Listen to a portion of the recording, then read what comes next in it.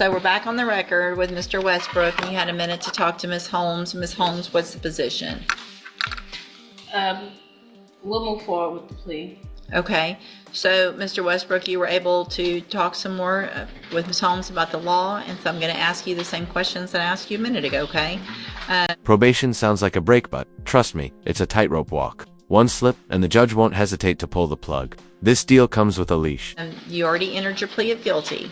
Did you do that freely and voluntarily? Yes, ma'am. And did you do that because you did what they charged you with? Okay. I have here on the computer some documents that have your signature on them that the state has marked as Exhibit Number 1. Before you signed these, did you go over them with Ms. Holmes? Yes, ma'am. And do you understand those papers? Yes, ma'am. And do you understand, if I follow the agreement that you've made with the district attorney, that you'll be waiving or giving up any right to appeal? So if I say yes or no, please, Yes, for the... ma'am. That's okay. And so it looks like the agreement that you've reached is for a 5-year deferred adjudicated probation, no fine. There actually was a $1,000 fine. I'm sorry. I There didn't typically put is. on that. How much? 500? It was 1,000, Judge. There would be. I'll How old are you? 500.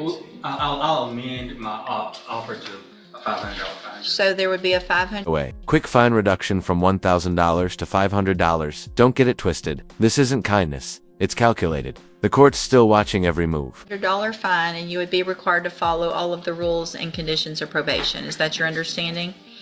Also, do you understand, if you're not a U.S. citizen, that a plea of guilty or no contest may result in your deportation, exclusion from admission to the country, or denial of naturalization under federal law? I have to ask everyone that. State tenders number 1. No objection. It's admitted. Is there any evidence that Mr. Westbrook is not competent? No, Your Honor. Is there any other history? Obviously, he's young. Anything that you see? None as an adult that's reflected in my file. There was a 2023 assault as a juvenile, but other than that, that's all the criminal history I have.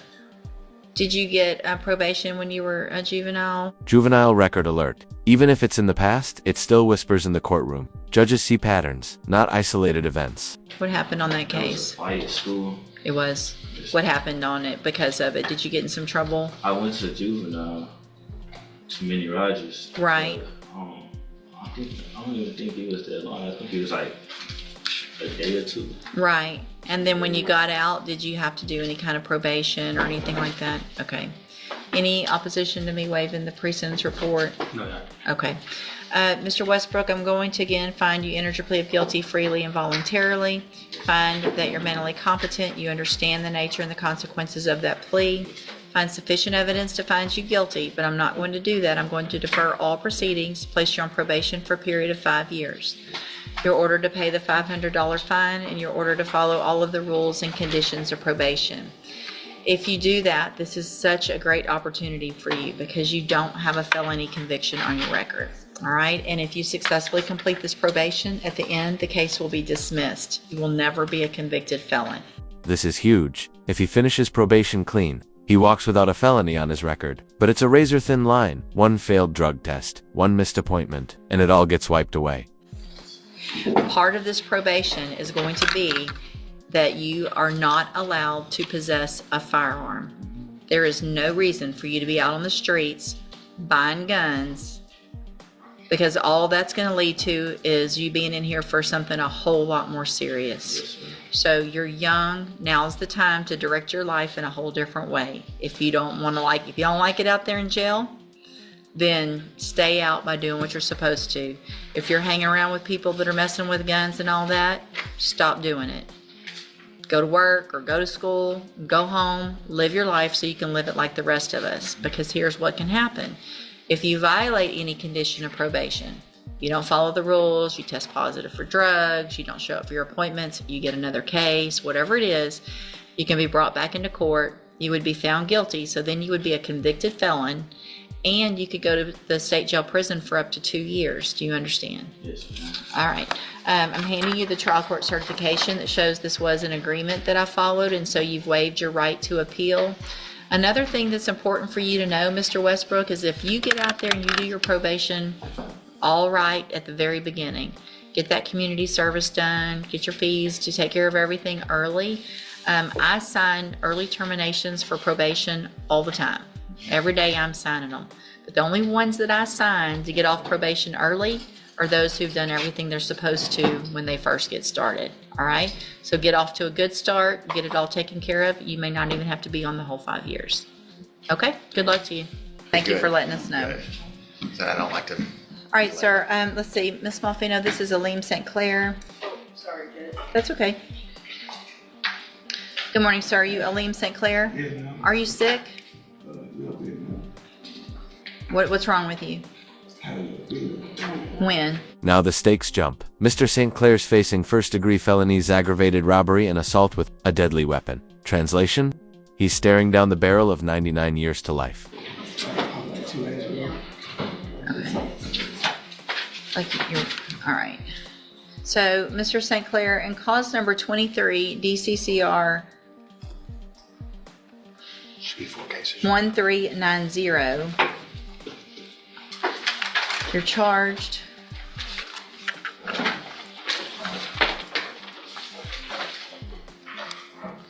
with the second-degree felony offense of aggravated assault with a deadly weapon from July 15th of 2023. And what that means, sir, is that if you go to trial and you're found guilty, the range of punishment would be between 2 years and up to 20 years in prison. Do you understand? Yes, ma'am. And then in cause number 23, 2117,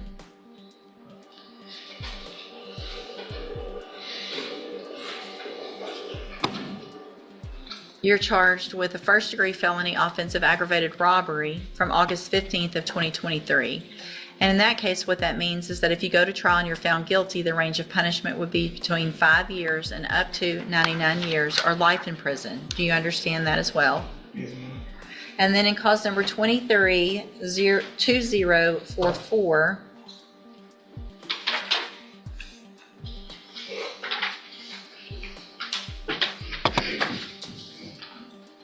you're charged with the first-degree felony offense of aggravated robbery from August 15th of 2023.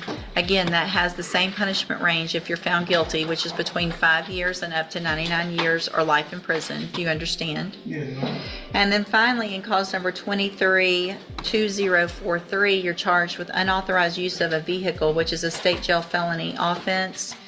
And that is from July 11th of 2023. And what that means in that case is that if you go to trial and you're found guilty, the range of punishment would be between 6 months and up to 2 years in a state jail prison. Do you understand? Yes, ma'am. In each of these cases, I have here on the computer some plea bargain rejections that you have signed with Mr. West. That shows that the district attorney's office has made an offer. So is it, what's Judge, the, what it would be a 25-year cap in both of the aggravated robberies.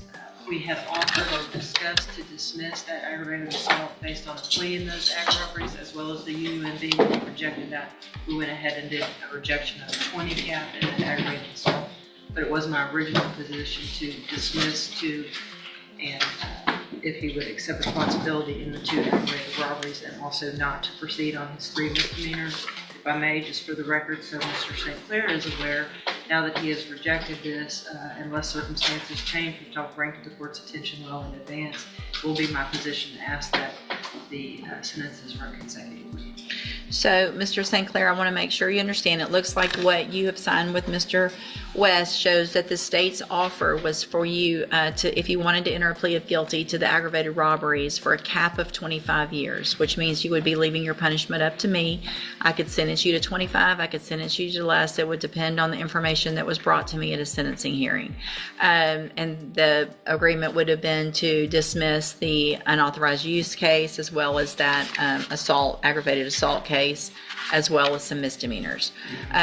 If you go forward with trial on these cases, we'll go depending on how this all goes, because the offense dates from the aggravated robberies and they're to the same dates, but then that aggravated assault and the unauthorized use are from a different date. And what that means is that if you're convicted on those cases and sentenced by a jury, I could then stack those punishments on top of each other.